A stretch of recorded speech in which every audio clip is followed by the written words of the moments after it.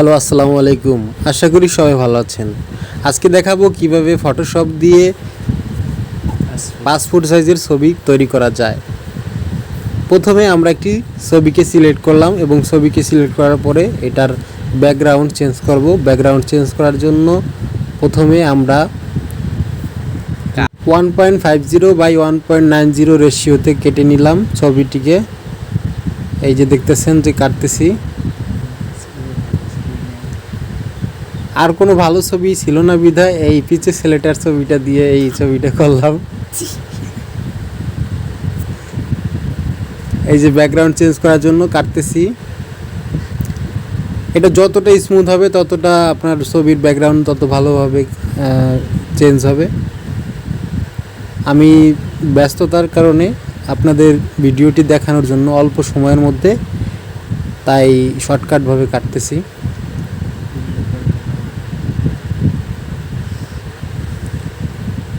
Video বেশি বড় করব না, সেই জন্য এই ভিডিওর যে লেন্থ ছোট করার ক্ষেত্রে আমরা এটা তাড়াতাড়ি দেখাচ্ছি।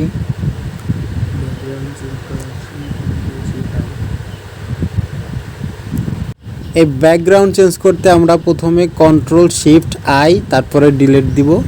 তারপর ব্যাকগ্রাউন্ডে এখানে কালার যে সিলেকশন থাকবে সেটা আমরা চলে আসবে।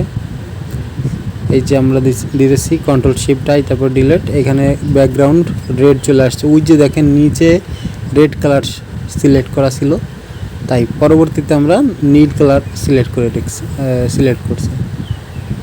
এখন আমাদের এই পাশে লেয়ার্স সেকশন আছে। লেয়ার সেকশন থেকে আমরা এই লেয়ারটাকে সিলেক্ট করে তারপরে আমরা চুলে কালার করব।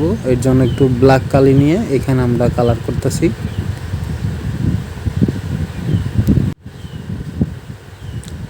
আমাদের ছবি মোটামুটি অলমোস্ট কমপ্লিট। এখন আমরা একটু ছবিতে ফেসিয়াল করব।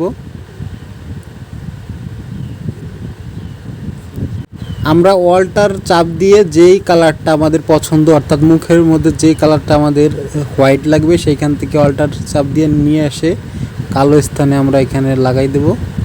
এখানে এই যে দেখতে পাচ্ছেন যে আমাদের হোয়াইট হয়ে গেছে। অলমোস্ট আমাদের ছবির কাজ শেষ। এখন আমাদের এই কাজটা একটু লাইট বাড়াবো। লাইট বাড়ানোর পরে ছবিটি মোটামুটি প্রিন্ট হয়ে যাবে, প্রিন্টের জন্য প্রস্তুত হয়ে যাবে।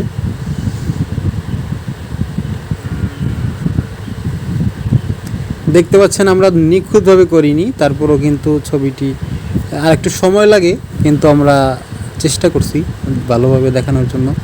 এখানে আমাদের কাজ করছে আমার ভাগ্না সাজাদুল ইসলাম।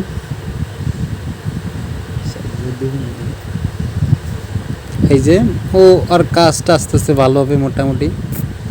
এইটাই ওর চ্যানেল, এই চ্যানেলে ও ভিডিও আপলোড করবে। আপনারা পাশে থাকবেন, সাবস্ক্রাইব করবেন। অল্টার এমএ চাপ দিলে এই যে বোর্ডটা, সেই বোর্ডটা আসবে। তারপরে আমরা কালার গ্রেডিংসটা ঠিক করব। ঠিক করার পরে এখন এই যে আমরা এই প্রিন্টের কপি আনবো।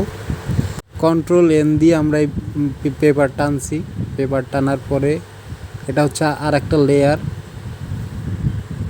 এখন এই প্রিন্টারের শিটের উপরে যখন আমরা ছবি আনবো তখন অল্টার দিয়ে পেস্ট দিলে আমাদের এখানে ছবিটা আসবে।